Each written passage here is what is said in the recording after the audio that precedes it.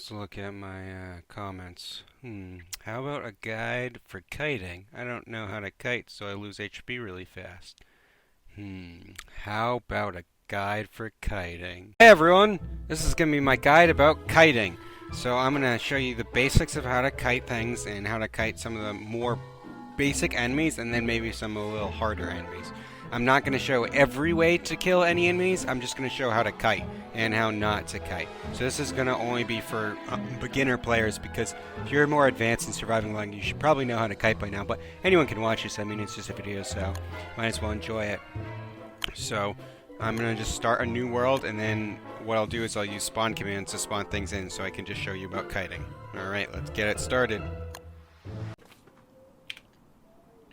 Okay, so this is going to be my tutorial for kiting. So, first off, I'm just going to be using a hand bat in this tutorial. I won't wear armor, because if you're kiting, you shouldn't be getting hit and you won't need armor. However, if you're playing the game for real, you probably want to wear armor. And that's because you're not going to kite perfectly, and you will take some hits, especially at first. And the armor is really going to mitigate you dying from those hits. So I'm just going to be using a hand bat for this tutorial. I'd recommend you at least wear one piece of armor while kiting. I always wear armor while kiting when playing the game, unless I don't have armor. And then second is we're going to go look at our controls, and depending on what you're using to control the game, you're going to be wanting to use your move up, move down, left, and right, not your primary and secondary. So what that means is I'm using the WSAD keys or the control stick to move around like this and not clicking. Clicking can be an efficient way to move, but when you're trying to move away from something real fast, the mouse movement of clicking can make it so it's harder to move fast, whereas you can move really fast with the controls in any direction at any given time. So if you're running towards an enemy and you need to run back, you immediately can run back with the controls. So that's what we're doing for that. And we also want to look at our do attack and force attack. So my do attack is F, and my force attack is left control. So what I have is, I have to press the F key will force if I press the F key, I'll attack a nearby enemy. However, if I find something that's not an enemy, I won't attack it. Right? So something like this bird, I won't attack if I press F. Something like this butterfly, I won't attack. However, if I press Control F, I will attack immediately, like that. So I have F macroed to my third mouse button, and I have Control F macroed to like mouse button 15 or something. You don't have to macro them, but make them buttons that are easy to press. So that's going to be how the control scheme we're using. Alright, first let's go over the easiest enemy to kite and the one that you're going to kite most often. And that's spiders. Spiders are really good to kite and learn how to kite because they're going to give you monster meat. So let's wake him up. And now he's going to try and attack us. So first, just kind of let him attack you and move out. You'll see that he has an attack range where he can't hit you. He'll begin his attack, but if you move out of range, he's not going to hit you. And that's the essence of kiting. But if you're still within the range, he'll hit you. So what you want to do is just move far away every time he attacks. And he'll come up right into his range. So if you move a little bit when he comes up, you'll get out of his range. They'll only attack you when they're in range. So they won't attack you when you're out of range. So you always have to move like that. Just really easy. And now what we're going to do is we're going to hit him, and then we're going to back off. Spiders are real easy because spiders will get stunned by our hits. So if we use our fists, it's a little harder. So the spider's going to get stunned by our hit and then won't be able to attack. So if it's one spider, you can just beat the crap out of him. Now when we have more spiders, we have more of a problem now, because hitting one's going to make them all attack us. And so we will actually have to move out of the way after each hit. We're just going to wake them up with this axe. The reason I'm using an axe and not a hand bat is because the hand bat's going to kill them in a couple hits. So now they're all going to be attacking at different times. So what we want to do is we want to hit one, which will stun it, and then move out of the way of the other attacks. Hit one, move out of the way. Hit one, move out of the way. Hit one, move out of the way. Like that until they die.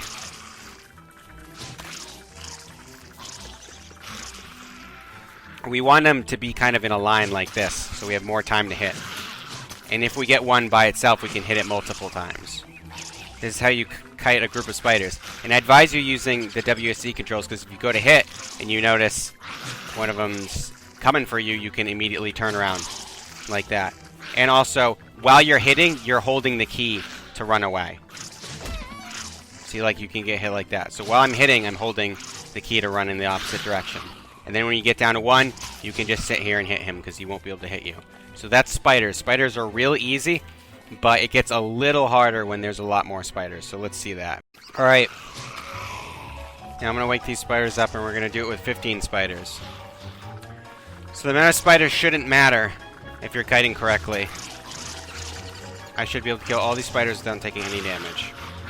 So what we're going to do is we're going to hit the lead spider like before, and then we're going to walk away and hit him again. Like that, after they all hit. Walking directly away is pretty easy. We're going to walk directly away in the direction. And since we're using a hand bat, 2 hits will kill a spider. And any stragglers, we can get more hits on them, usually. We just want to move exactly away in the direction after we hit. And this is how you kite groups of spiders. This gets more complicated when you have other enemies.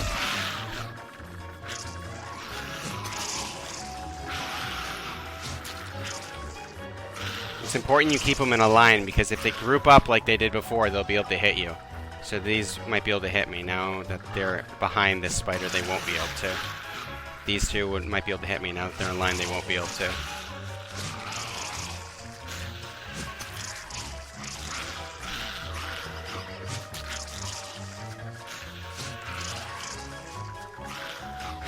And we just keep going like this. It took a couple hits, but whatever. I'm not about to cut this. Do it again because it took a hit. So like this, we just keep them in a nice, neat line.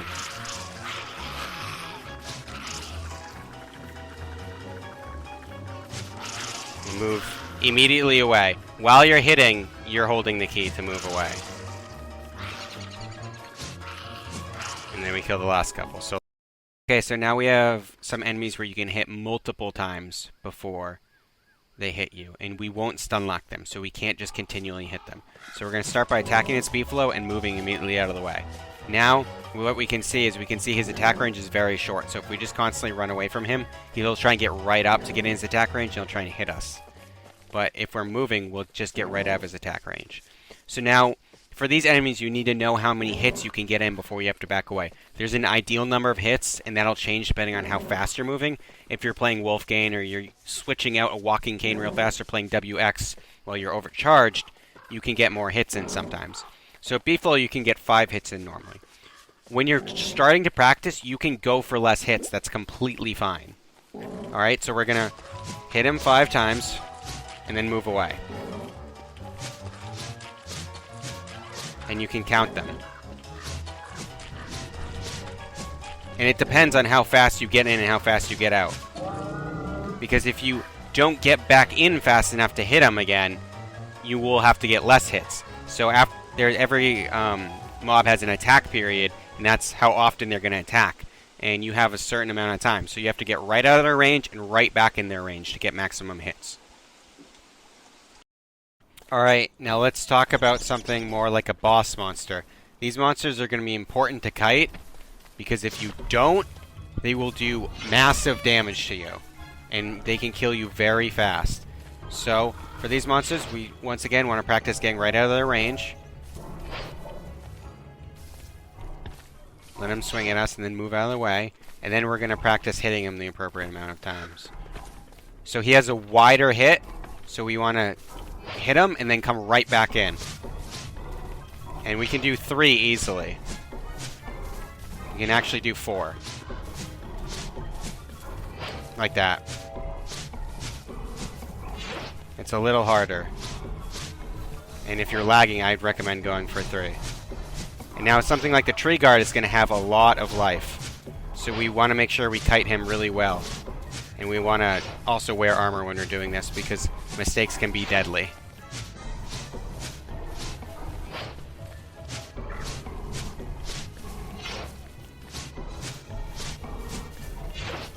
And we're just going to keep at it. He'll eventually go down. And if you don't, if you take too long to get back in, like that, don't go for a full cycle. Go for like a minimal cycle. And you can always just move. If you get out of it, what you can do is you just do a little circle, and you move in to get them to attack you again, and then move out.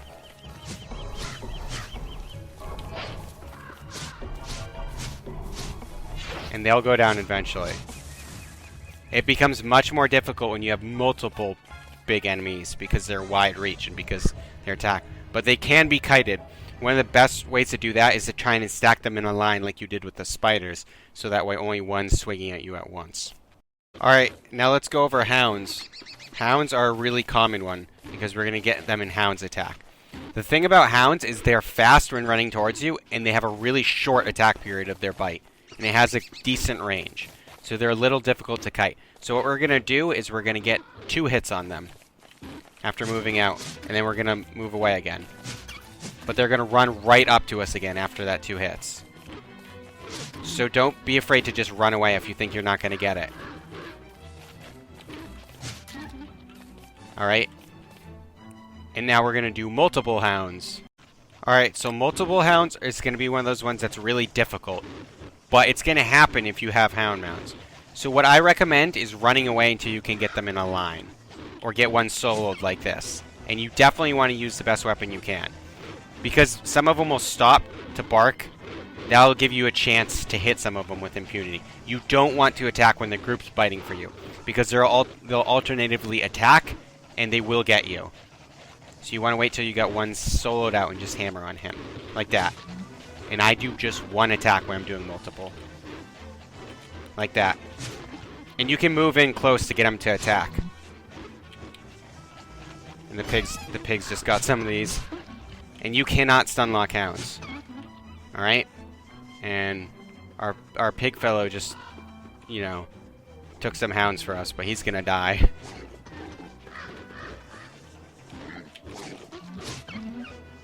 And there we go. We took down 4 hounds with the help of this pig. Alright, now when we have a ton of hounds, we have a real problem on our hands. So, one good technique for kiting is running on a road. Not only can you ditch your mobs, but you'll spread them out thinner, allowing you to get hits in, like this.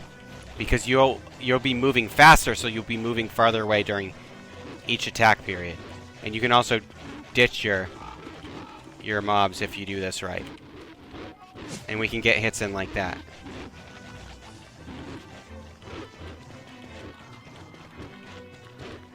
As they start to bark, we'll be getting further and further away.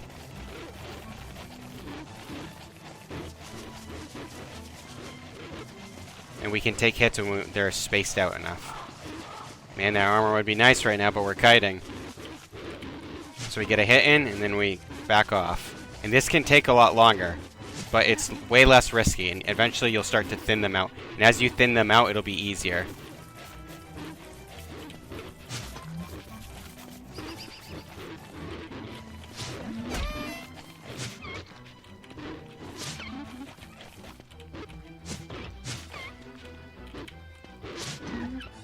Alright, and so we took a hit, but it's fine.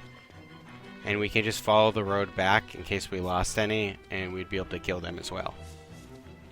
Alright, so let's learn about stun lock. So, if you get hit, you have a flinch animation.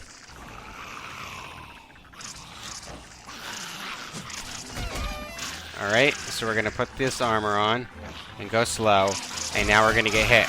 And now we're getting hit to the point where we can't even move. Even though we have armor, it's really hard to get out of this like this.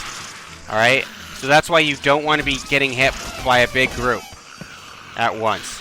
Because they will stun you every time they hit you, and that'll lead quickly to your death, especially if they attack fast like hounds.